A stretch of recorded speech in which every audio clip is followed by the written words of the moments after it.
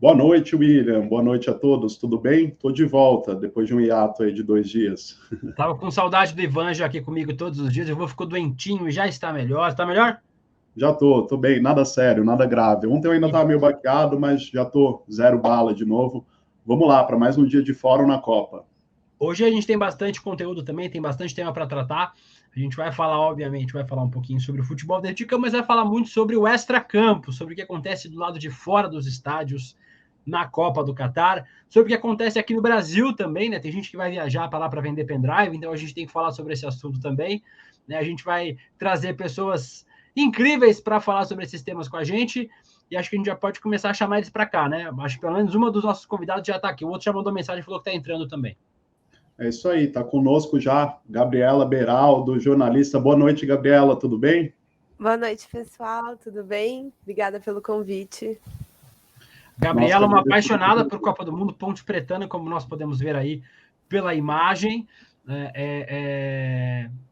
E hoje a gente vai falar bastante sobre Copa e também sobre outros assuntos políticos também. Já já o nosso outro convidado, o deputado federal Alencar Santana, também entra aqui para falar com a gente sobre os temas que a gente vai tratar aqui, né, Ivan? Isso aí. Antes da gente começar de fato, só pedir para quem está nos assistindo para deixar o seu like, dê seu super sticker, se torne membro se você puder. Se não puder, deixa só seu like e compartilha essa live que vai ser muito importante para fortalecer o nosso canal, fortalecer a mídia independente. Então vamos lá, e deixe seus comentários também, que a gente reproduz aqui na tela, interaja conosco, a gente vai batendo esse papo sobre política, Copa do Mundo e futebol. Bom, o William já anunciou aí, né, já deu a introdução, falando sobre a viagem do Eduardo Bolsonaro ao Catar. Isso já foi bem explorado aqui ontem, né, pelo William, pela Ana Prestes, pelo pessoal que estava aqui no Fórum na Copa, mas é um assunto que segue repercutindo, até porque a Copa está rolando, o Eduardo Bolsonaro continua lá, então não tem como a gente fugir muito disso, né? Se a gente for falar de política e futebol, ainda mais para a gente no Brasil, não tem como a gente não explorar esse assunto. Um deputado brasileiro, né, do clã derrotado aí na eleição, falando que foi levar denúncias, foi levar pendrive para o Catar para denunciar para as autoridades. O deputado Alencar já está conosco, o William, Guilherme, que se ele tiver, eu acho legal já trazer ele para a tela também. Ainda não? Tá. Ele está tentando entrar aqui, mas a gente tem o vídeo do Glauber Braga, o deputado federal do pessoal do Rio de Janeiro, falando sobre esse assunto hoje. Né? A gente tem o vídeo do Glauber, né, Gui, para a gente mostrar. O Glauber pediu ontem esclarecimentos à mesa diretora da Câmara dos Deputados sobre essa viagem do Eduardo. Vamos ver o vídeo do deputado Glauber Braga. Vossa Excelência, Glauber ali atrás. Muito obrigado. Só uma pergunta. Na linha do que disse o deputado Túlio Gadelha, mas essa viagem para o Catar está sendo paga pela Câmara, não, né? Está sendo, presidente? Onde Eduardo Bolsonaro essa disse informação que... e a não, mesa, né? a mesa poderá trazê-la. Então, eu dizer não ou dizer sim, eu corro algum risco nesse sentido. Buscaremos por certa informação, presidente, para que seja trazido à Câmara. Se a informação me chegar agora, tudo bem. Essa informação é importante porque se ele diz que está com pendrives na mão para dialogar sobre a situação do Brasil, para apresentar para autoridades estrangeiras, e faz isso em nome da Câmara dos Deputados, numa eventual missão oficial, se é que ela existe, nós que estamos aqui nesse plenário precisamos conhecer a real situação, que é um absurdo que um deputado federal esteja lá querendo ganhar apoio político, apoio internacional para o golpismo, o que não vai conseguir, e ainda bancado com dinheiro público pela Câmara. Eu espero que não seja uma missão oficial bancada pela Câmara dos Deputados e esperamos de Vossa Excelência essa resposta aqui no plenário. Obrigado. A resposta será dada no tempo oportuno. Sim, deputado Glauber. Presidente, enquanto estamos aqui aguardando sessão, queria saber de Vossa Excelência, essa é uma informação simples, se já chegou a resposta. Porque, só perguntar, está tendo uma missão oficial e o deputado Eduardo Bolsonaro está em missão oficial? O cara está passeando lá, está se divertindo, fingindo que está entregando pendrive. Quer dizer que agora ele tem que fazer o golpismo festivo presencial, porque eles não ficaram satisfeitos de botar alguns dos seus aliados na porta dos quartéis. A gente precisa dessa resposta, porque o mínimo que a Câmara tem que fazer, se estiver bancando essa viagem, é já se pronunciar publicamente, dizendo que não paga, que ele tem que custear e cortar o ponto dele nessa sessão, porque está lá se divertindo às custas do povo brasileiro. A gente só quer uma resposta.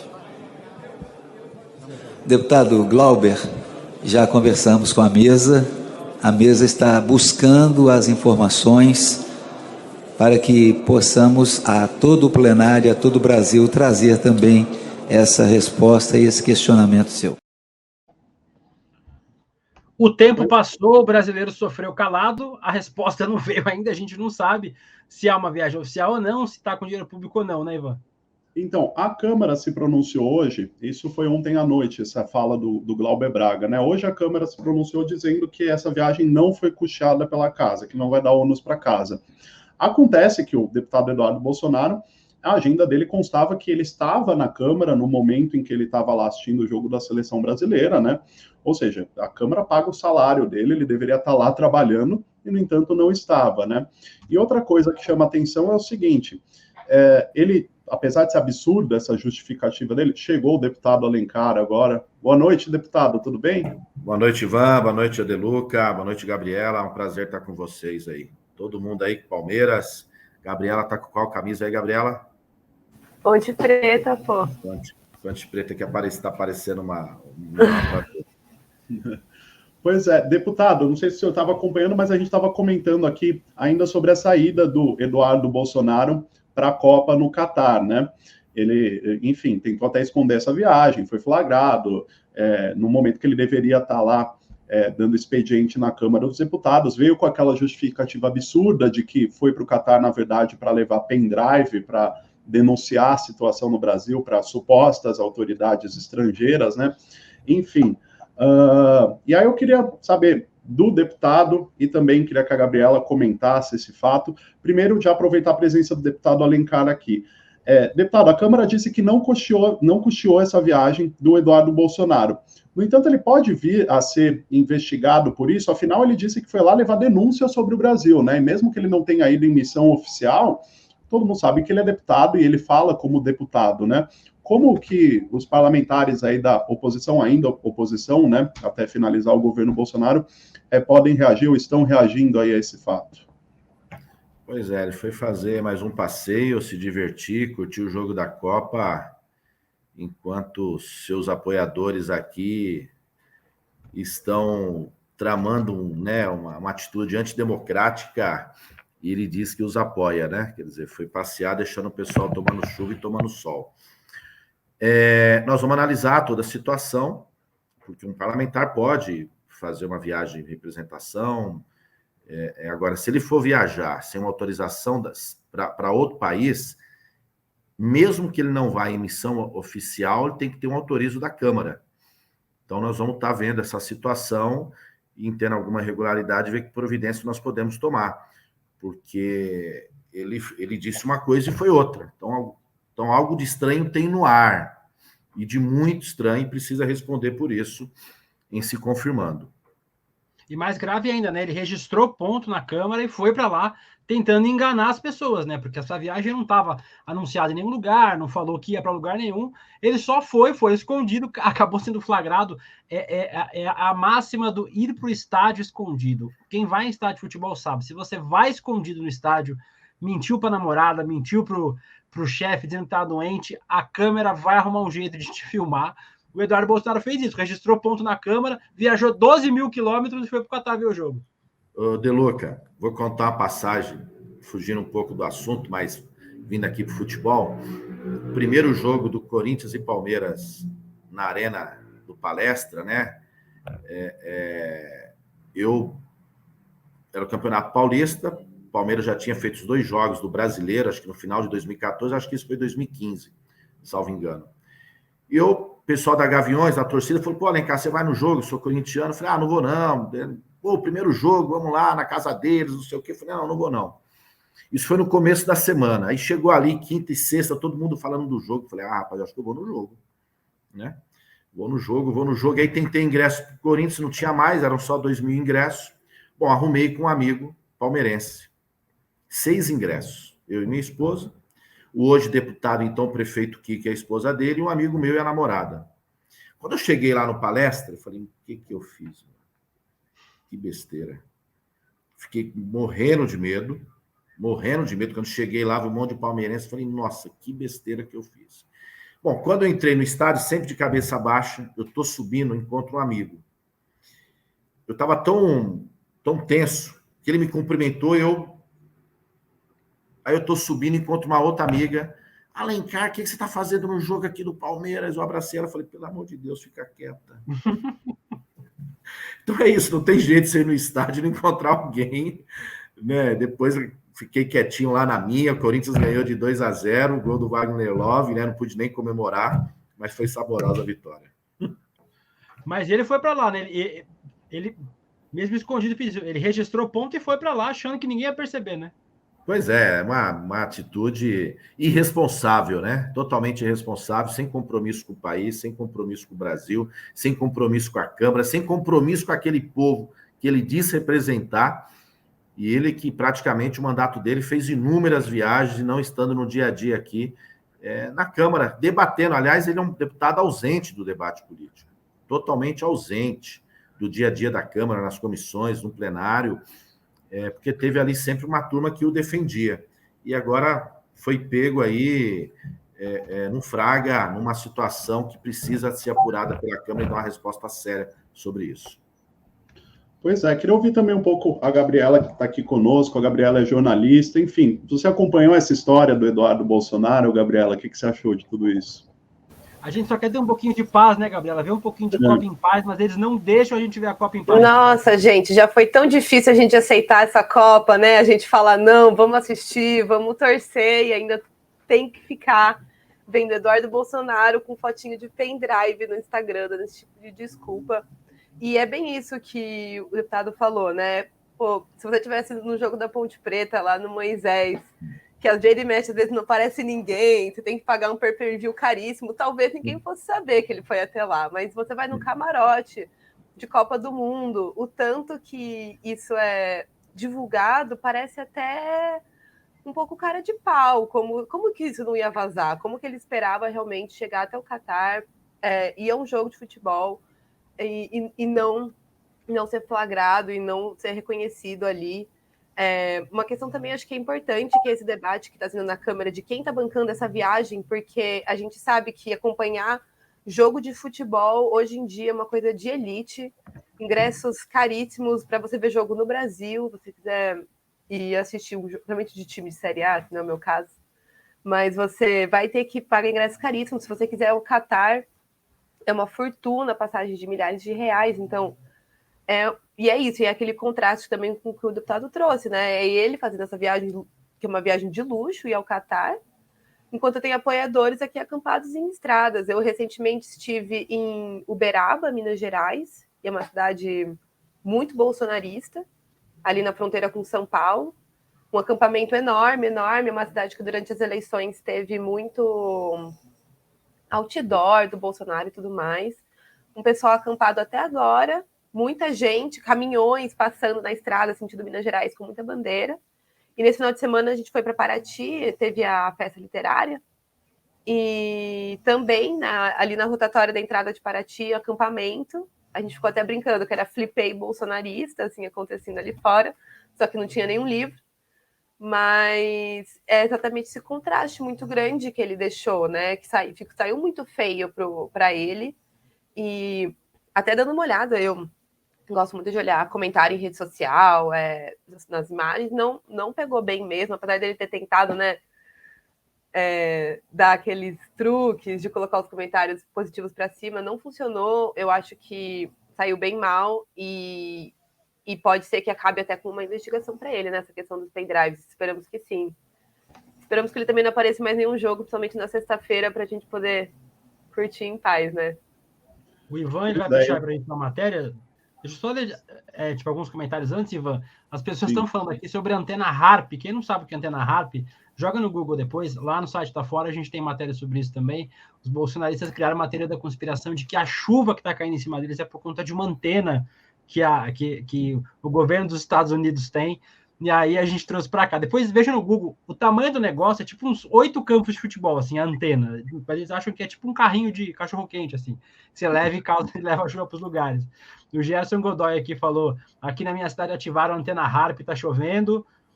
O Hugo S. também falou, já ligaram a antena HARP para chover nos patriotários. Essa é a criatividade deles.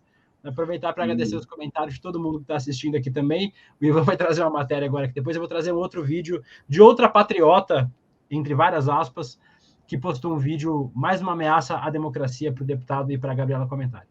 Pois é, só para pegar um pouco o gancho do que a Gabriela estava falando agora, essa questão do caráter luxuoso até dessa viagem do Eduardo Bolsonaro, né? Todo mundo sabe que o Catar é um país caro, enfim, é um lugar muito controverso para fazer a Copa do Mundo, só que não foi nem que ele foi assistir o jogo do Brasil e estava lá na arquibancada, ou que ele ficou em uma areazinha VIP qualquer. Não, ele estava na área VIP mais luxuosa que tem no estádio lá no Catar, a gente até divulgou uma matéria na Fórum hoje, tá aí. E ele estava nessa área VIP que teve buffet de luxo com bebidas alcoólicas, inclusive. Os relatos dão conta de que o grupo do Eduardo Bolsonaro, porque estava o Eduardo, estava a esposa dele, a Heloísa, alguns amigos, que chamavam inclusive a atenção que eles bebiam muito aí nesse camarote VIP, né? Coisa que não pode fazer na arquibancada, né? Vale lembrar. É proibido no Catar, na verdade, né, Ivan? Exatamente. O Catar todo é proibido, né? Só nas fanpages da FIFA que tá vendendo cerveja lá. Mas exatamente. O resto é proibido. R$75, R$84, negócio assim. Tá bem barato tomar uma cerveja lá. Então o Eduardo Bolsonaro estava lá com sua esposa e seus amigos gozando de todos esses privilégios, né? Inclusive bebida alcoólica, que não pode no Catar, comida, variedade de tudo, enquanto, né, seus apoiadores estão aí acampando, tomando chuva, etc. E também vale lembrar que a Heloísa Bolsonaro, no dia do jogo da Seleção Brasileira do Brasil e Suíça, na última segunda-feira, fez uma postagem no Instagram endossando os atos golpistas, né, dizendo que os milhões que estão na rua estão mandando um recado importante e tudo mais. Isso mostra mais uma tentativa, de alguma maneira, de esconder que eles estavam lá, né, porque ela estava falando sobre esses atos golpistas no Brasil, enquanto estava lá se divertindo, comendo, bebendo, enfim, assistindo ao Jogo do Brasil com todas as suas benesses, né. E só aproveitando esse gancho, para aproveitar a presença do deputado e da Gabriela aqui com a gente, vamos mostrar mais um vídeo de mais uma golpista. Essa aí, já falei já lá no Twitter, no dia que ela for presa nesse país, eu tenho uma champanhe guardada na geladeira para ela. Mostra aí o vídeo do que a deputada federal Carla Zambelli disse ontem à noite. Na frente dos quartéis generais, pedindo para que os senhores salvem as nossas almas. E eu peço para que os senhores olhem um pouquinho menos para dentro de si e para o nome dos senhores perante a história, e olhem nessa lâmina do tempo que está acontecendo hoje, 29 de novembro, perante o mundo e perante os próximos anos. E pergunto aos senhores, dia 1º de janeiro, senhores generais 4 estrelas, vocês vão querer prestar continência a um bandido ou à nação brasileira? Não é hora de responder com carta de se dizendo apartidário. É hora de se posicionar. É um escárnio isso, né, Alencar? A gente vê essas pessoas incentivando o golpismo abertamente, sem nem mais um pingo de pudor mais, né? De fato, é descarado, né? Essa atitude antidemocrática, essa também tem que responder, inclusive porque ela fez a véspera da eleição. Houve, à época, uma representação feita por nós, pela bancada do PT, na verdade, todos nós, porque ela estava com arma, não deveria, ameaçou uma pessoa, mentiu e ainda disse que estava ali, assumiu, né? Que estava ali porque ela queria contrariar uma decisão judicial do STF e que estaria no dia seguinte também, no dia da eleição, armada. E dizendo que sou aqui porque sou contra essa decisão. Ora, se você é contra uma decisão, você recorre ao Poder Judiciário.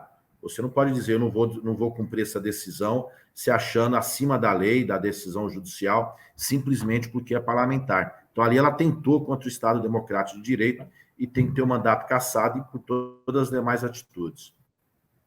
E há representação também contra ela no Conselho de Ética. E vai lembrar que esse vídeo agora, divulgado pela deputada, né, ela divulgou através de terceiros porque ela está com as redes sociais banidas, né? Ou seja, mesmo com as redes sociais banidas por falar esse tipo de coisa, por atentar contra a democracia, ela dá um jeito de fazer circular esse tipo de coisa e prosseguir cometendo exatamente o crime que levou ela a perder as redes sociais. Enfim. Gabriela, você aqui, eu sei que a gente está aqui para falar de Copa, mas já aproveitar o ensejo, né? Você é jornalista, também deve estar acompanhando essa situação. Sim, né? A Carla Zambelli voltou faz pouco tempo para o Brasil, né? Depois de ter dado aquela escapulida. Então a gente está vendo, né? Essa ala bolsonarista fazendo alguns movimentos assim de sair, voltar e se baseando muito nessa movimentação golpista que está tendo mesmo, que se desarticulou um pouco, mas como a gente já conversou aqui, ela segue aí. E ela segue sendo a base a qual eles estão recorrendo.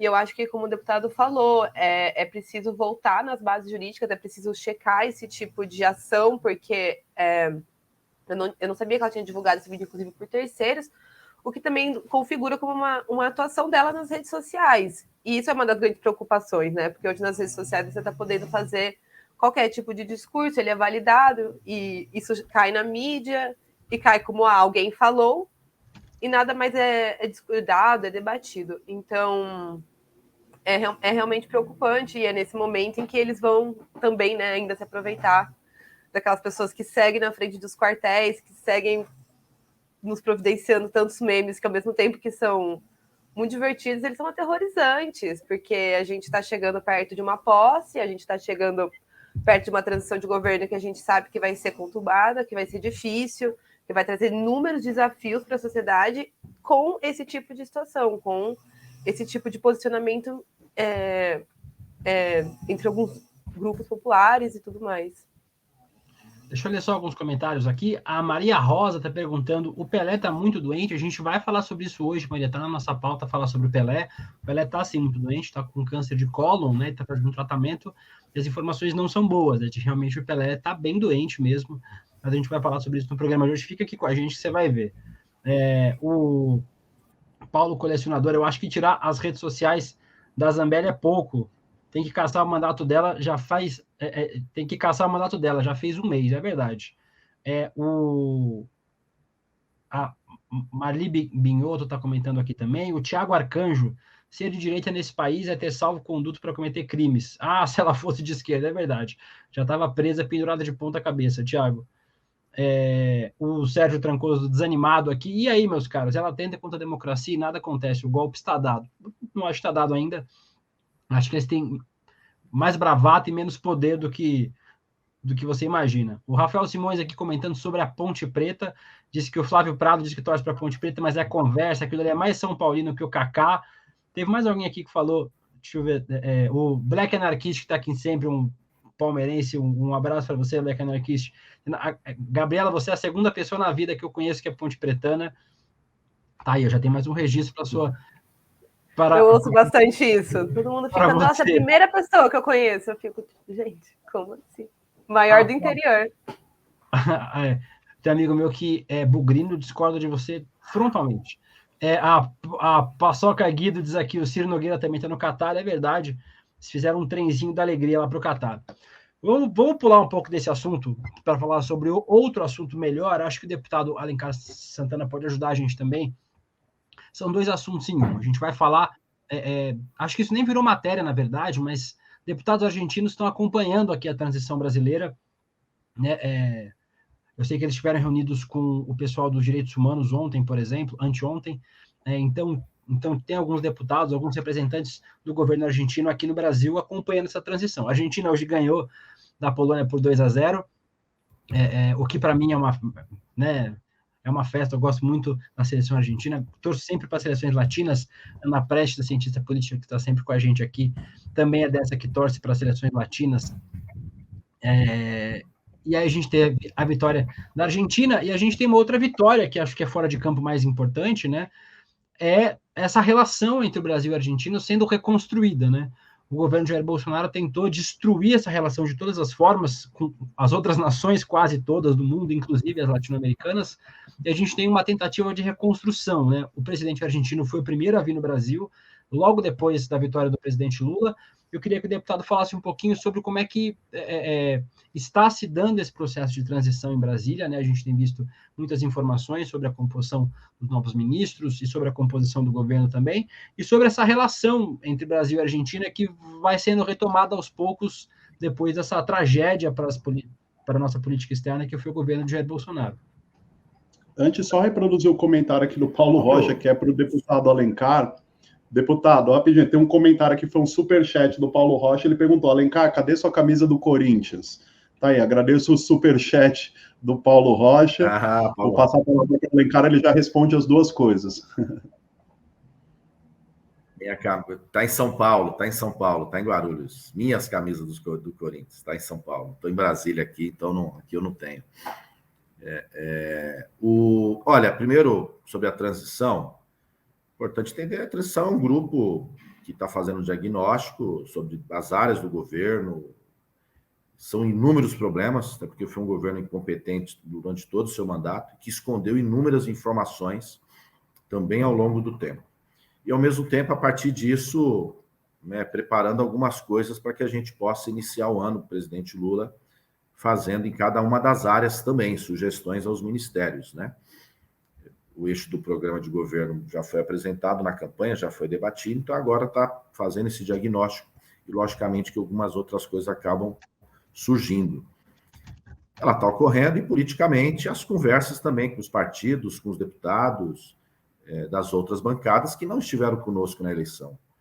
O presidente Lula ganhou o segundo turno, uma eleição disputada, apertada, e, infelizmente, o campo, né, os partidos que estavam com o Lula desde o primeiro turno não fizeram uma bancada majoritária. Somos em torno de 120. Então, para ter maioria, nós temos que trazer apoio de outros partidos. Então, as conversas estão também ocorrendo, seja para aprovar a PEC do Bolsa Família, que é fundamental, não só para pagar o Bolsa Família de 600, mais os 150 por criança até 6 anos, mas para permitir também a execução de outras políticas públicas. Recuperar o orçamento da educação, da saúde, farmácia popular, retomar o Minha Casa Minha Vida, uma política de investimento por parte do governo. Então, são ações importantes que estão ocorrendo nesse período aqui na Câmara. Sobre a relação Brasil-Argentina, ela é fundamental.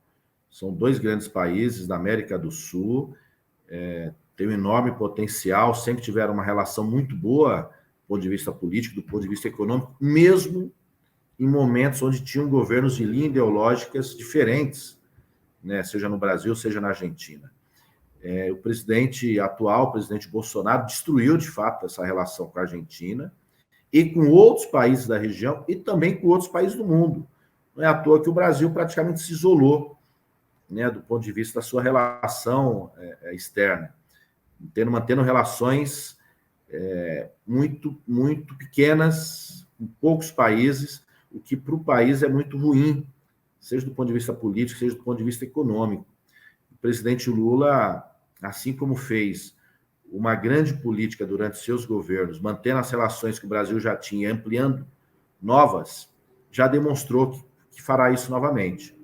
Foi a COP, no primeiro momento, no Egito, também foi a Portugal, e com certeza vai restabelecer os laços políticos, econômicos que o Brasil possuía. E também, diria que humano, né, os laços humanos ali com muitos países, onde o Brasil vai ter um protagonismo muito forte.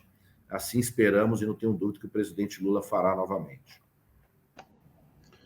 Legal. Deputado, eu sei que o senhor não pode ficar a live inteira, mas eu queria já perguntar para o senhor, para a gente falar um pouquinho de futebol também. Você falou sobre o protagonismo do Brasil no âmbito político e na Copa do Mundo em si. Como o senhor tem acompanhado, tem visto os jogos da seleção brasileira, está esperançoso, enfim, quais são suas esperanças, suas expectativas aí agora para as oitavas depois do jogo com Camarões?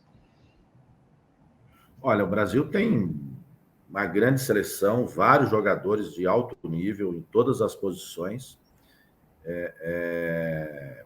Então tem tudo para ser campeão, disputar a final. Logicamente, também nós temos outras seleções com extrema qualidade, seja a seleção francesa, a seleção espanhola e a Argentina, que hoje aqui fez um jogo espetacular, né? Ela não viu os números, mas provavelmente teve a posse de bola em torno de 80% e um jogo ali muito efetivo, né? Muito bom, gostoso de se ver, né? Então, e agora vai afunilando para as oitavas, quartas e finais. Diria que nós vamos voltar a ter grandes partidas, né? Emocionantes aí. Esperamos que o Brasil prossiga, mas jogando e com espírito coletivo. O Brasil não pode achar que é uma simples pessoa que vai decidir o jogo, não. Isso aí não existe, nada de herói. É um jogo coletivo com espírito brasileiro, alegre, para cima, de qualidade, criativo e fazendo gol. Deixa eu agradecer ao deputado Alencar Santana. Deputado, muito obrigado por estar aqui com a gente nessa quarta-feira. Hoje é quarta-feira, né? Quarta-feira, 30 de novembro, aqui no Fórum na Copa. Volte mais vezes aqui, eu vou chamar o senhor para vir mais vezes para comentar os assuntos políticos do país e também falar um pouquinho sobre futebol, que eu sei que o senhor gosta muito, apesar de ser meu rival no futebol. Eu sei que o senhor gosta muito de futebol, a gente vai poder conversar bastante aqui. Obrigado, deputado.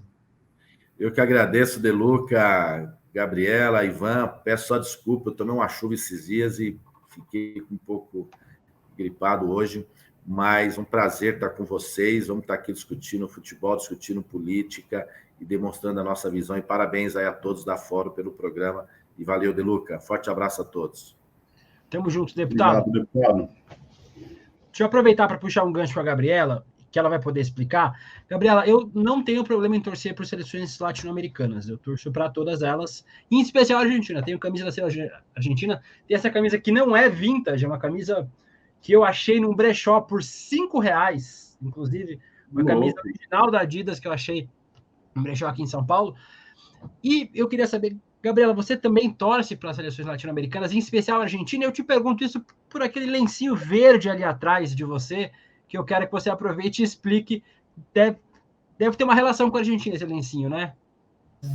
Olha, eu sigo a regra da reparação histórica via futebol na Copa do Mundo, né? Você sempre torce para a seleção mais explorada ali no contexto histórico.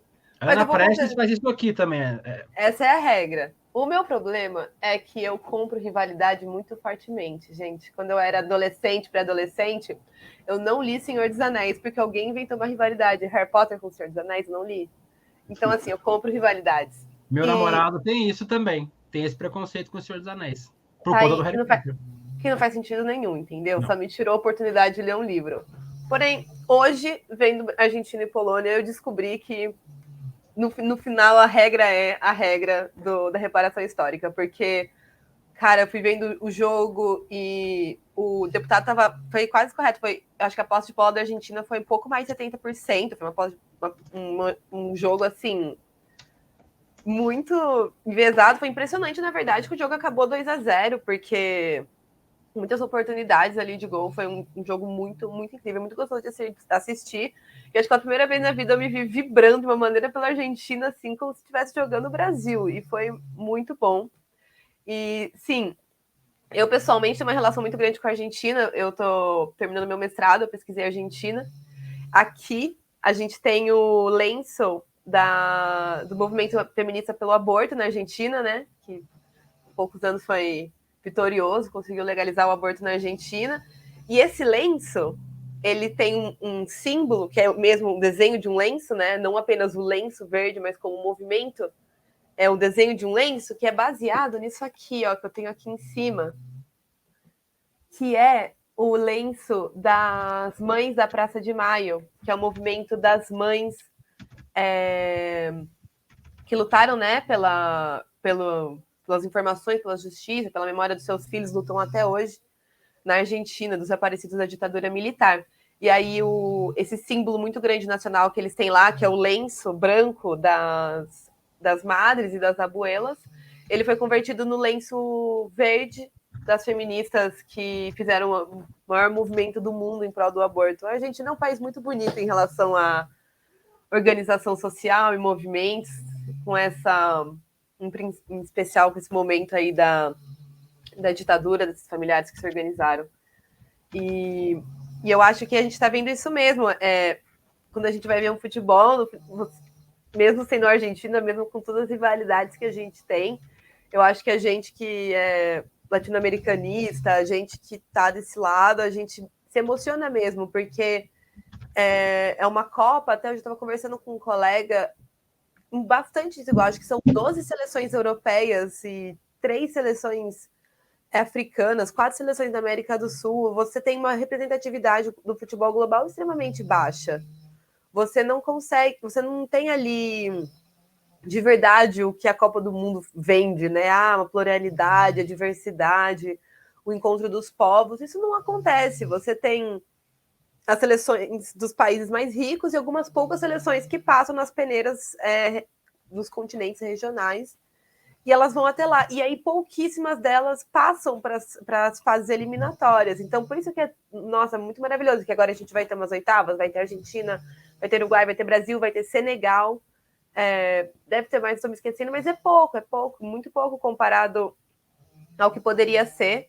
E aí acaba acontecendo o que a gente viu na Copa da Rússia, né? Muito rapidamente teve uma Copa esvaziada de terceiro mundo. Inclusive, eu estava lembrando esses dias daquelas matérias que falavam que a Rússia ficou apagadinha, tipo, não tinha mais festa, não tinha mais nada, depois que todos os latinos foram embora.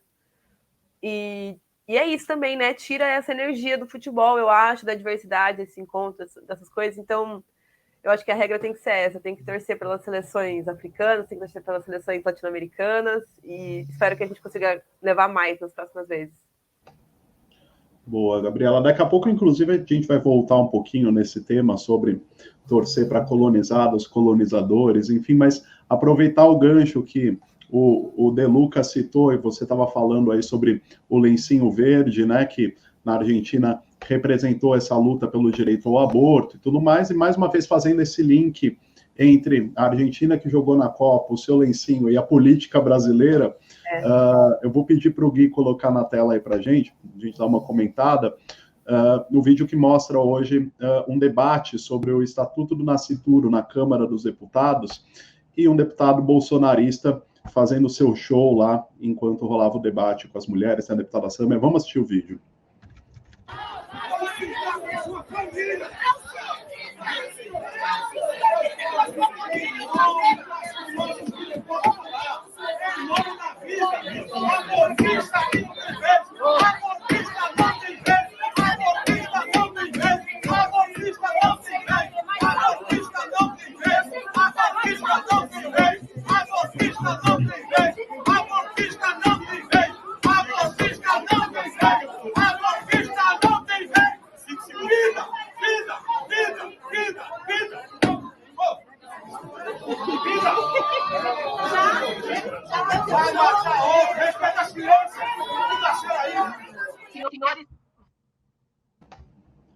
Lamentável, né? Uma cena como essa. Dá até embrulho no estômago de assistir, né?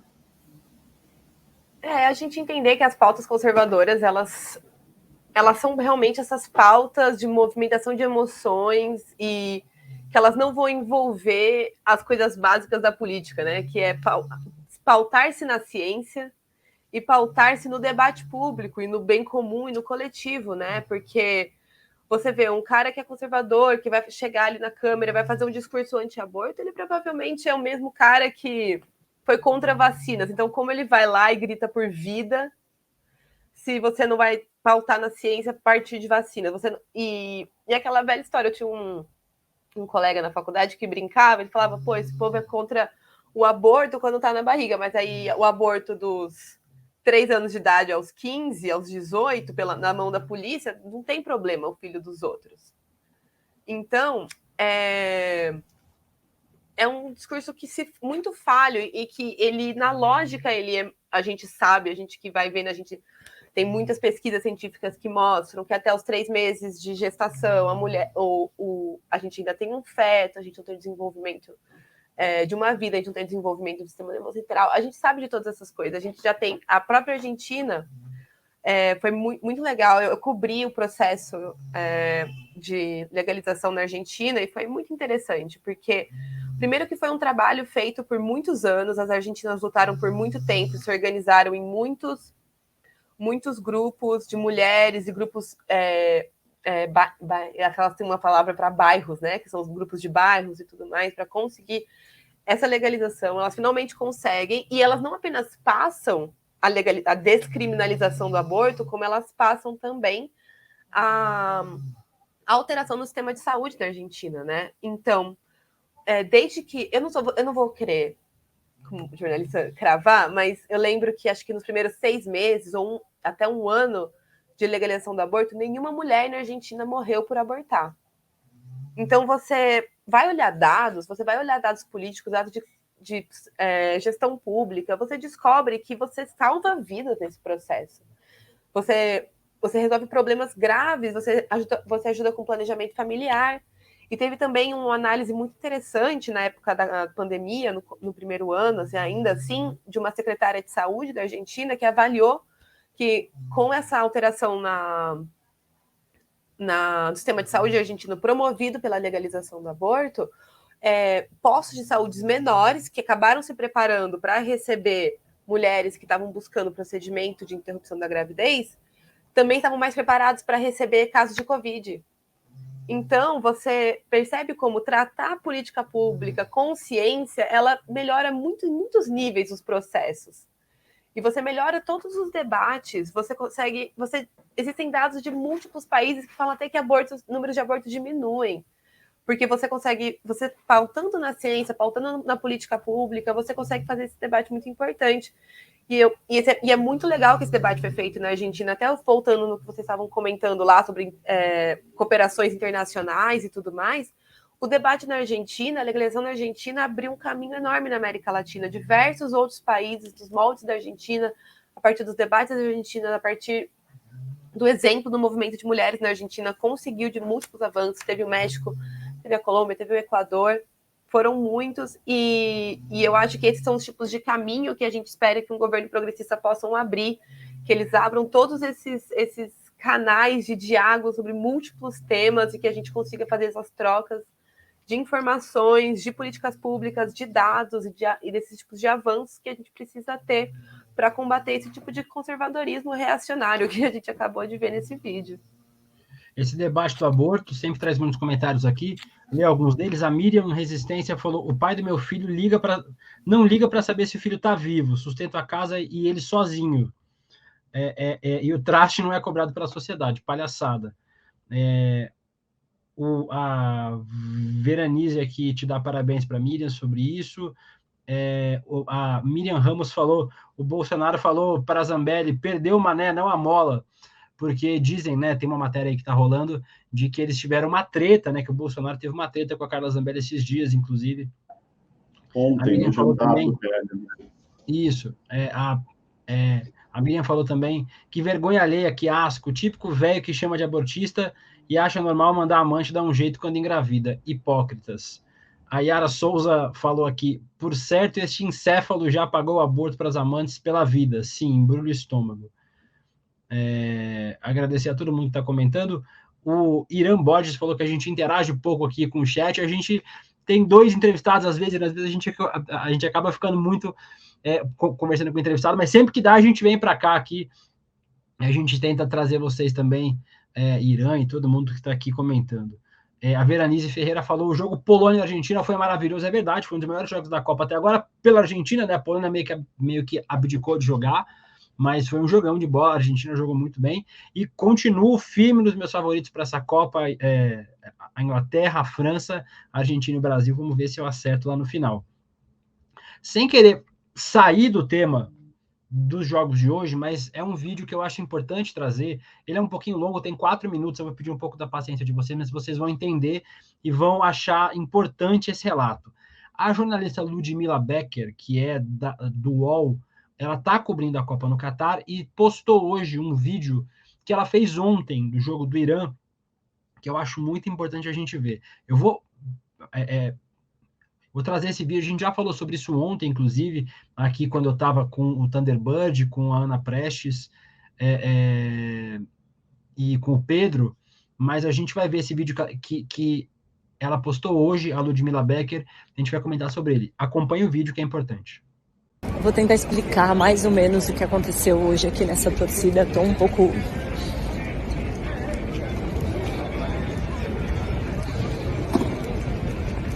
emocionada, porque, nossa, foi uma situação bem tensa.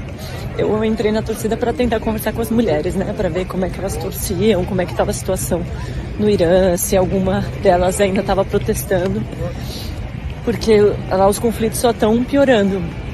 E aí, as pessoas na torcida começaram a me perseguir, assim, onde eu ia, eles iam me acompanhando.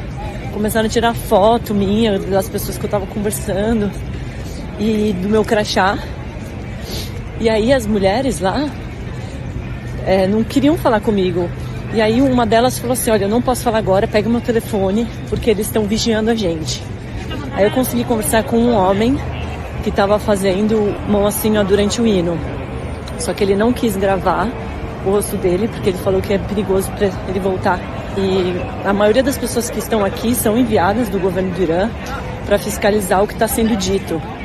E a torcida faz esse barulho com as vuvuzelas. E eu acho também que é para impossibilitar qualquer tipo de conversa, sabe? E de manifestação política que não seja as que eles acreditam. E aí eu peguei o telefone de mais uma menina que ela estava com a bandeira escondida de protesto e estava com medo de tirar da mochila, mas ao mesmo tempo ela falou para mim que ela precisava fazer isso pelas mulheres que já foram mortas por esse regime e pela liberdade delas, que valeria a pena correr esse risco. Mas agora, saindo do estádio, um grupo de homens cercou uma menina, ela estava sangrando, pegaram o telefone dela. O Adriano Wilson fez as imagens. They took my phone, they attacked us. I'm a journalist. Encontrei mais um casal, iranianos que moram em Oman. O cara estava com 2 crianças e eles começaram a bater nas crianças. Eu estava conversando com 2 ingleses. Ela nasceu no Irã e aí eles toparam dar entrevista em vídeo. Durante a filmagem, os iranianos começaram a tentar filmar a gente para que a gente parasse de gravar a entrevista. Eu tô com medo real por essas mulheres que vieram aqui e que estão protestando pela vida delas e da família delas. Do you think the government sent them? Yeah, 100%. Normal people don't spy on each other, but it's just not a normal behavior, right? They've been told, they've been paid to do it. Like, they were like, a couple of women, I saw them, yeah? They were like having an interview. And they were like wearing scarf. I don't mind, like they can wear whatever they want, and they were like, oh no, there is no problem in Iran. We're free. Women but could they actually go in Iran and watch football in the stadium? No. So it's a lie. Today, at the third game, it got even worse because, from what they did there, which was, theft and harassment, here it's turned into physical violence. My wife was assaulted, hit in the face. Did they hit you in the face? Yes, exactly like here, like that. And the Qatari police response was, well, you're wearing a t-shirt that provokes them, so what did you expect? And the other response was, oh, was he Iranian? Yes. Were you Iranian? Yes. So that's it. Okay. Apparently that goes in Qatar. Are you okay? Are you hurt? I'm alright. I'm alright, but like mentally, I'm not okay.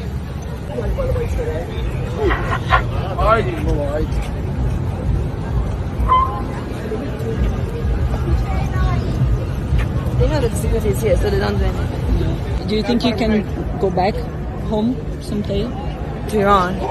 I don't really think so. Like, I mean, I might try because my family are in Iran, but like, what they're doing, like, they say it's a football match.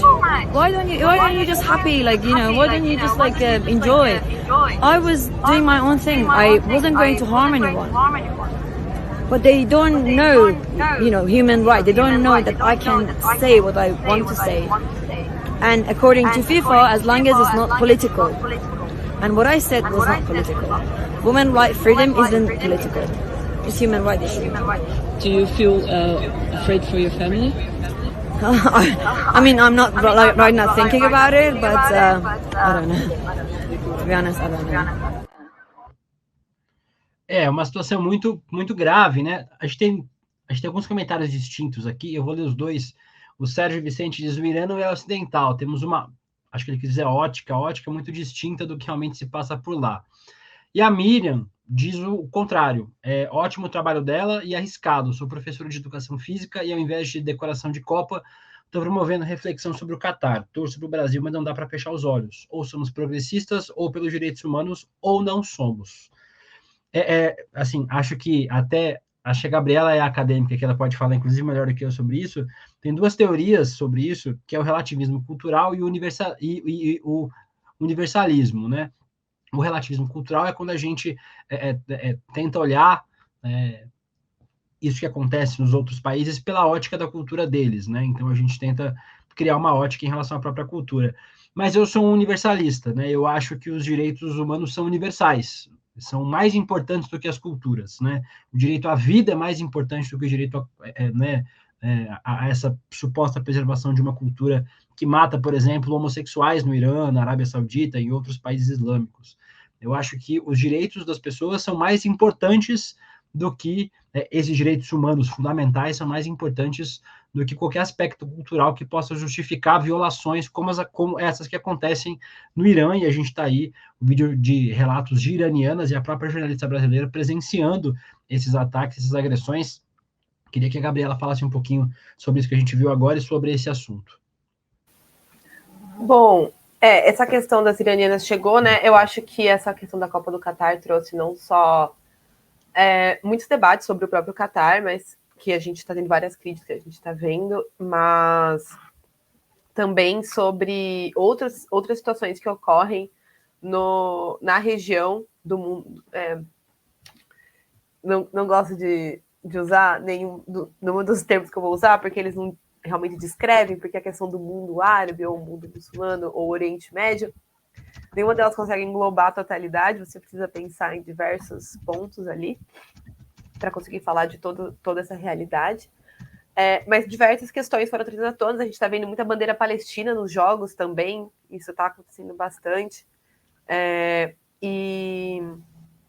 Bom, eu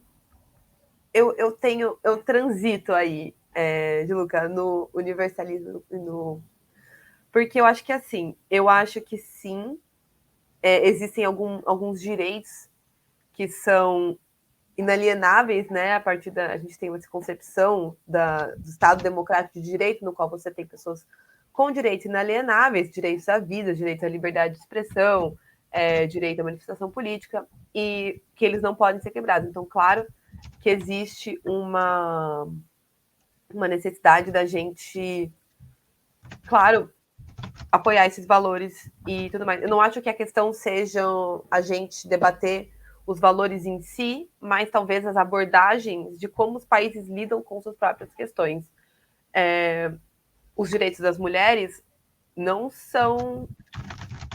estiveram no mundo ocidental dados desde sempre, nem com a Declaração dos Direitos Humanos. Eles também foram conquistados a partir de lutas, a partir de articulações políticas, a partir de vir ali governos e processos históricos políticos que permitiram a chegada desses direitos e todos os outros direitos de casamentos homoafetivos e tudo mais.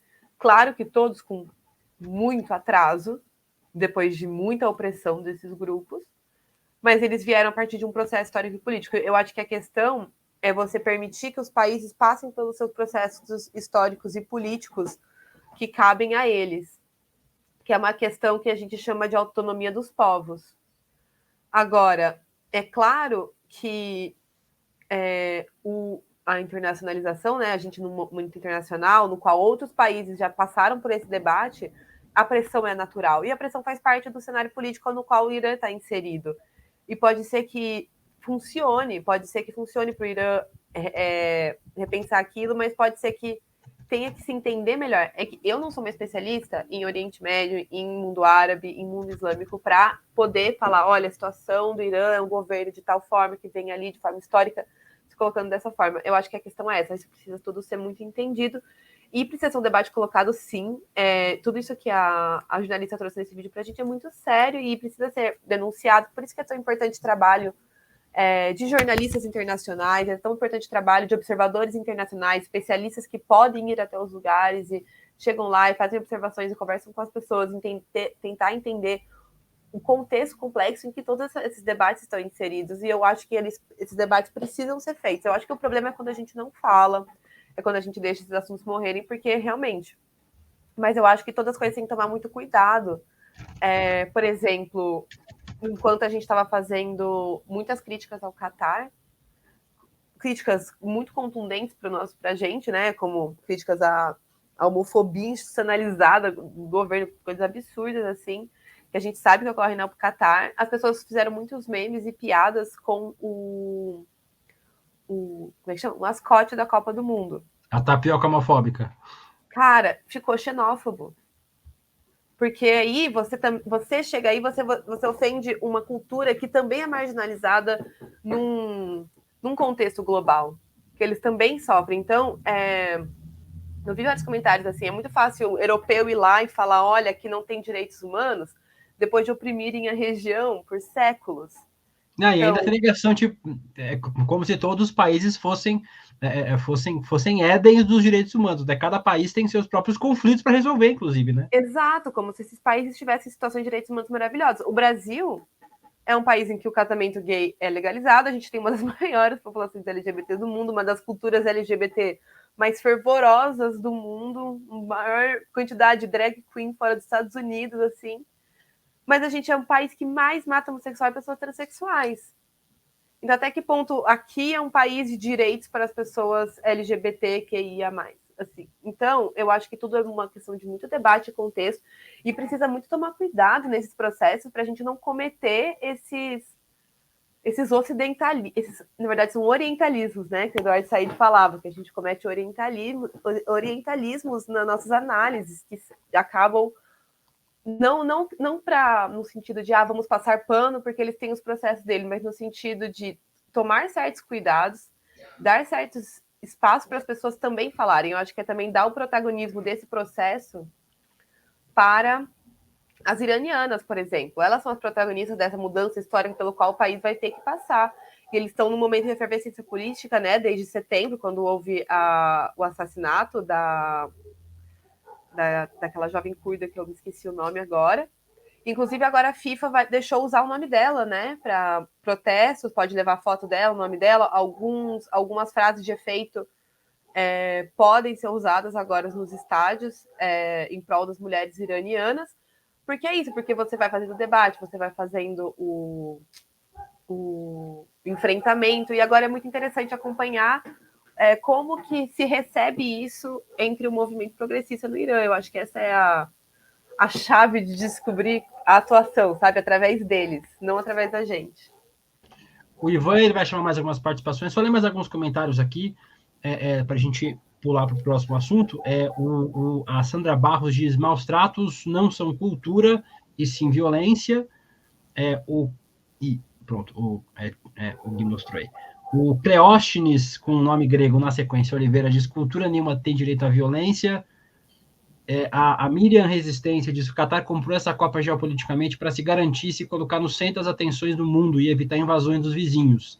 Estão lucrando até com a guerra da Rússia e Ucrânia. Tudo é política. Eu vou trazer aqui, nesses programas mais para frente, alguém para falar sobre sport washing. Sport washing é um termo recente, né, em inglês, que é quando países compram times de futebol, patrocinam eventos, para tentar limpar a sua imagem internacionalmente usando o esporte, né? O Catar está fazendo isso, obviamente, com a Copa do Mundo. O Azerbaijão fez, levando a Fórmula 1 para lá, né? A Rússia comprou times, por exemplo, né, na França, na Inglaterra. A gente vai falar sobre isso, tem a ver com isso que a Miriam está falando. O Daniel falou: absolutamente nada justifica a violência. E a Alane Oliveira diz: pode crer, a galera apelidou o mascote e já começa a esculhambar. Curti não, criticaram como se aqui fosse o paraíso. É verdade, Alane, né? A gente tem também os nossos próprios conflitos para discutir e é importante a gente falar sobre eles. O Ivan agora vai chamar nossos últimos vídeos e a gente vai partir para os finalmente aqui do Fórum na Copa nessa quarta-feira, 30/11. É isso aí. É até um gancho, até um pouco para o que a gente estava falando, porque Copa do Mundo traz esses assuntos que vão para muito além do gramado, né? Como reúnem povos de diferentes lugares do mundo, né? Um evento que tem toda essa evidência global, né? Esses assuntos vêm à tona e isso que é interessante, proporciona um debate muito rico para a gente ir avançando cada vez mais. Enfim, a Ana Prestes, né? Analista internacional que está todos os dias aqui com a gente no Fórum na Copa. Hoje ela não esteve conosco ao vivo, mas ela enviou um vídeo falando um pouquinho sobre dois países cujas seleções jogaram hoje, que é a Tunísia e a Argentina. As duas seleções, inclusive, que venceram na rodada de hoje, né? Vamos ver o vídeo da Ana Prestes aí. Boa noite para o nosso time da Fórum na Copa. Boa noite, Deluca. Boa noite, Ivan. Boa noite, Julinho. Nossas convidadas, nossos convidados. Também para o Gui, que está aí nos bastidores. Todo mundo que participa pelo chat. Quem nos acompanha, tanto no programa ao vivo, como depois no gravado. Eu sou a Ana Prestes. Estou sempre por aqui. Às quartas-feiras, mando minha mensagem gravada. Nesse dia 30 de novembro de 22, o meu comentário fica com Argentina, que ganhou sobre a Polônia, e também Tunísia, que venceu sobre nada menos que a França. Bom, a Argentina, apesar de ser nossa rival no futebol, é um país tão importante da nossa América do Sul, um país grande como o nosso, segundo país em território aqui na América do Sul, um dos nossos principais parceiros comerciais, um dos nossos principais parceiros em integração, deveria ser, e acho que a gente vai retomar isso. Infelizmente, nos últimos anos, com o governo Bolsonaro, muitas coisas se perderam, mas agora com Lula assumindo no dia 1º de janeiro, eu tenho certeza que Brasil e Argentina voltarão a se integrar pelo bem do povo da América do Sul. E Tunísia, gente, eu fico imaginando como está agora a festa em Paris, porque são muitos tunisianos que vivem em Paris. Tunísia foi colônia francesa desde o século XIX até meados do século XX. Se não me engano, a independência deles foi lá por 1956. Um povo que sofreu muito quando colonizado, mas um povo muito batalhador, um povo que ama futebol, um povo que há mais ou menos 10 anos enfrentou ali na Primavera Árabe a derrubada de um de seus ditadores, o Ben Ali, que ficou 24 anos no poder, fez uma reforma constitucional, uma verdadeira revolução constitucional, e é um país que tem se esforçado para superar todos os seus problemas sociais, que não são poucos, e ao mesmo tempo vibrar, celebrar, viver o futebol, que é uma grande paixão para eles. Mesmo que eles não tenham sido classificados, fica essa minha nota de hoje, desse 30 de novembro, pela vitória da Tunísia. É isso, gente. Amanhã tem mais Fórum na Copa, e aí eu vou estar ao vivo. Beijinho para vocês e até mais. Tá aí. Gabriela, hoje você torceu para colonizadora França ou para colonizada Tunísia? Nossa, gente, para Tunísia, assim, acho que eu vi metade do jogo em pé. Eu acho que eu falei no começo que eu falei, nossa, acho que eu nunca torci tanto para um time que não fosse o Brasil, né? Quando eu vi o jogo da Argentina com a Polônia, mas caramba, o jogo da Tunísia com a França foi muito emocionante, né? A primeira vez que a Tunísia ganha da França, não jogaram muitas vezes, eu acho, um contra o outro, as seleções, mas foi a primeira vez e foi muito significativo. Historicamente, né? Isso, né? A gente torce para a seleção explorada, dessa vez a gente pôde torcer com uma seleção explorada contra seu explorador, ganhando. E foi um jogo muito, nossa, intenso, porque a Tunísia jogou muito bem. A Tunísia jogou um primeiro tempo, assim, espetacular. Ninguém estava acreditando naquilo. Tanto que o treinador da França fez o que o Tite vai fazer na sexta, né? Colocou mais banco para jogar, achando que ia ser um Daniel jogo... Alves, meu Deus do céu, mas esse é o tema para outro programa. Isso é tema para outro programa. Mas fez exatamente isso. Colocou os seus Daniel Alves ali, colocou a galera para jogar, achando que ia ser um jogo fácil. E a Tunísia pressionou o primeiro tempo inteiro, pressionou muito mesmo. Aí chegou na metade aí a Tunísia fez um gol no segundo tempo.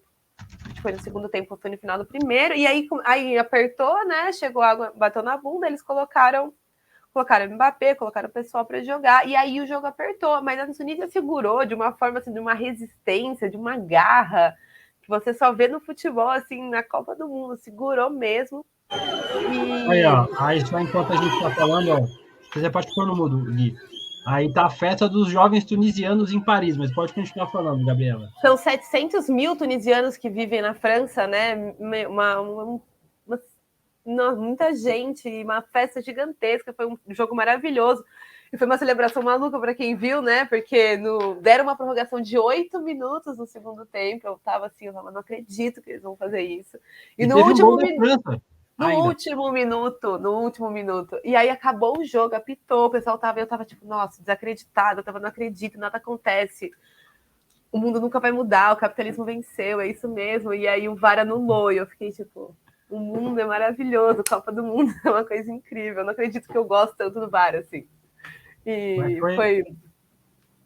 Não, pode falar, desculpa. Não, ia falar só que foi tipo um jogo desses de emoção mesmo, e que trouxe essa emoção do terceiro mundo batalhando ali e vai colocar essa marca, essa fissura para a França para as próximas rodadas, que a gente espera que baixe um pouco a moral deles e que seja uma vantagem para a gente, porque, até como o deputado tinha colocado antes, a França está entre as 3 seleções que vão mais dar trabalho para a gente.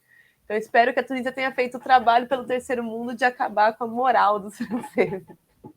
Só para a gente falar, antes do Ivan chamar nosso último vídeo, antes da gente terminar, só para quem acompanha o futebol, Argentina 2, Polônia 0, México 2, Arábia Saudita 1, outro jogo emocionante, acompanhado em 2 telas, porque estava sendo decidido por cartão amarelo. Estava uma loucura muito grande, o México estava se classificando por cartão amarelo, aí no último, lá no finalzinho do jogo, o México pressionando, a Arábia Saudita conseguiu fazer o gol 2-1, termina sua honrada participação na Copa do Mundo. Classificados para a próxima fase, então, Argentina em primeiro e Polônia em segundo. E no grupo D, que é o grupo da França, a Tunísia ganhou da França 1-0, e a Austrália, os Socceroos, ganharam da Dinamarca 1-0. Outra grande decepção da Copa, a seleção da Dinamarca, na minha opinião. Classificados França em primeiro lugar e Austrália em segundo lugar.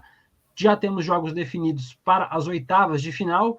No sábado, né, os jogos que foram, a gente vai ter Holanda e Estados Unidos, e Argentina e Austrália, e aí no domingo a gente vai ter Inglaterra e Senegal, e França e Polônia. Esses são jogos definidos até agora para as oitavas.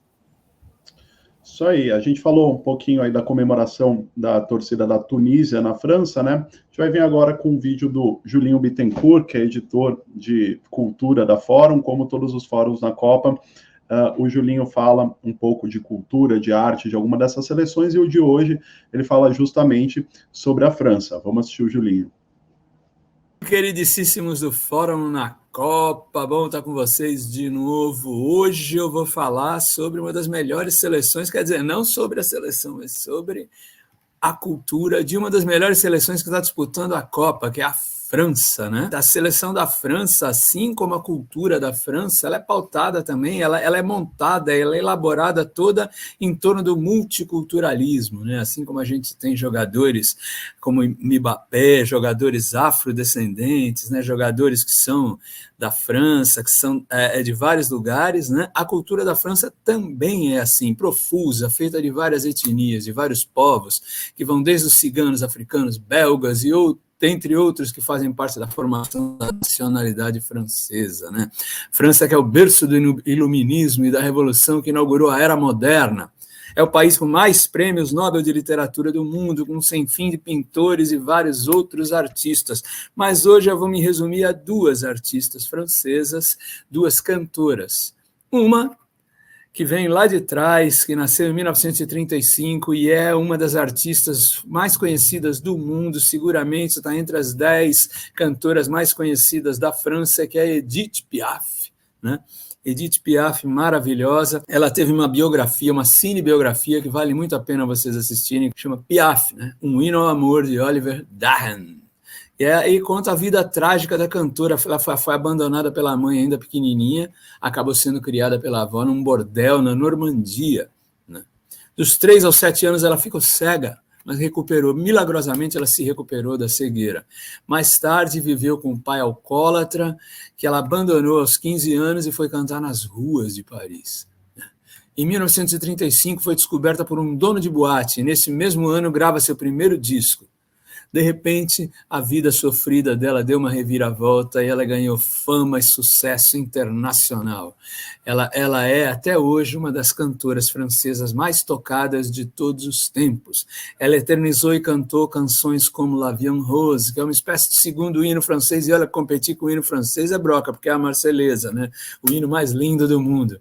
Ela cantou também Hymne à l'amour, Non, je ne regrette rien, essa Non, je ne regrette rien, eu estou gastando no francês hoje. Essa os brasileiros conhecem mais, foi regravada pela Cássia Eller no seu acústico MTV de 2001. Saltando algumas décadas para frente, eu vou falar da cantora Isabelle Geoffroy. Geoffroy? Não, ninguém conhece ela com esse nome. Ela é conhecida mesmo atualmente pelo nome de Zaz. E ela também faz uma mistura explosiva da chanson francesa com o gypsy jazz, né? E ela ficou famosa com a canção Je veux, que eu quero, né? Que foi o tema do seu primeiro álbum, que foi lançado no mercado em 10 de maio de 2010 e vendeu no primeiro ano de lançamento 1 milhão de cópias, né?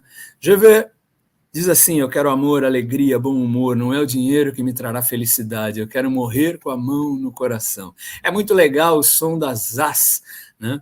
Ela, desde os 5 anos de idade, fez aulas de violino, piano, guitarra, canto e coral, assim como a Edith Piaf, só que vinda de uma outra família, com tal, outra história não tão trágica, mas assim como a Edith Piaf, ela também cantou nas ruas e em cabarés de Paris. Ela sofreu uma verdadeira reviravolta na sua vida artística quando leu um anúncio no jornal onde uma gravadora buscava uma cantora com voz rouca, veja lá, uma cantora com voz rouca para interpretar canções de jazz. Aí ela gravou o primeiro álbum e atingiu o ápice da sua carreira. Até hoje está aí a cantora Zaz. Olha, eu teria que ter horas aqui para falar sobre a cultura da França, sobre artistas franceses, etc, etc, etc. Mas, infelizmente, a gente não tem tempo. Então, um grande beijo para vocês e eu saúdo daqui do Brasil toda a beleza da França, da sua arquitetura, das suas ruas, do país, do seu futebol e dos seus artistas. Abraço, gente, até amanhã. Valeu, tá aí. Valeu, Julinho. Isso me lembrou de quando o Moro chamou a Edith Piaf de Edith Piaf, vocês lembram disso? Eu pensei isso aqui agora, eu ia comentar isso, tirou da minha boca, a Edith Piaf. Não tem como não lembrar disso, né? Não é possível, gente, eu não sabia dessa. Ele chamou a grande cantora francesa Edith Piaf. Que feio. É que ele é do Paraná, né, gente? Lá fala Piaf mesmo. Pois é, isso aí. Bom, a gente está caminhando aqui já para o final do programa, mas a gente precisa dar uma atualização do estado de saúde do Pelé, né? Porque já tinha gente perguntando aqui no nosso chat, né? Essa notícia saiu pela manhã, que o Pelé havia sido internado e que, inclusive, ele não estaria respondendo ao tratamento de quimioterapia, né? As primeiras informações pela manhã assustaram um pouco, disseram que a situação dele era grave, mas já mais na parte da tarde, o hospital mesmo se pronunciou, né, e a filha do Pelé, uma das filhas do Pelé, também veio ao público falar sobre isso e tentar dar uma tranquilizada, que ele está estável, que ele foi fazer um tratamento padrão, que ele vem tratando de um câncer já há algum tempo, né, e que a situação é normal e estável, né, mas as primeiras notícias no dia deram uma assustada, né, De Luca? Então, as informações diziam que era grave o quadro, mas realmente ele tem um câncer que não é um câncer simples, né? É um câncer coloretal, mas a filha dele disse que, na verdade, não tem nenhuma emergência nessa internação, né? Então, a princípio, ele tá sendo medicado e tal, então, ao que parece, não é nada grave, por sorte, né? Ainda que tenha gente que goste de separar o Edson e o Pelé, né? São duas pessoas diferentes, mas eu espero que ambos se recuperem muito bem de saúde e que o Pelé esteja prontamente restabelecido, o maior jogador da história do futebol mundial. É isso aí. Agora, no final da tarde, ele está se tratando no Hospital Albert Einstein, em São Paulo, né? E o Hospital Albert Einstein, inclusive, informou que ele não foi para a UTI, que o caso dele é estável, enfim, porque no começo do dia se falava, inclusive, que ele estaria internado numa UTI. Mas não está, ele foi para o hospital para dar continuidade ao tratamento que ele já vem fazendo há algum tempo, e segundo o Hospital Albert Einstein, o quadro é estável. A situação, evidentemente, não deve ser das melhores pelo fato do Pelé já ter idade avançada e estar tratando esse câncer há algum tempo, né? Mas, por enquanto, as notícias que chegaram no fim da tarde são um pouco mais tranquilizantes. E é isso aí. Mais alguma coisa, De Luca? Não, fechamos o Fórum na Copa de hoje, agradecendo a todos vocês que acompanharam a gente durante o programa inteiro. Não se esqueçam de se inscrever no canal, clicar no sininho para receber as notificações, ajudar a revista Fórum, que passa por um sério processo de perseguição judicial. Então, lá no site da Fórum você pode ler mais sobre isso, revistaforum.com.br. Colabore aí no pix@revistaforum.com.br também. Agradecer ao nosso convidado de mais cedo, deputado federal do PT de São Paulo, Alencar Santana, e também a Gabriela, nossa jornalista ponte pretana. Conseguimos caçar uma ponte pretana para participar desse programa, porque estava me chamando de clubista, que vieram 3 palmeirenses, eu trouxe Santista, São Paulino. Agora consegui cavar uma ponte pretana para cá. Gabriela, obrigado por ter compartilhado essa noite aqui com a gente. Obrigada eu, gente. Boa noite, foi muito bom. Isso aí, amanhã então estamos de volta, como sempre, às 19 horas. Até amanhã. Valeu, William. Valeu todo mundo. Até mais. Tchau, gente.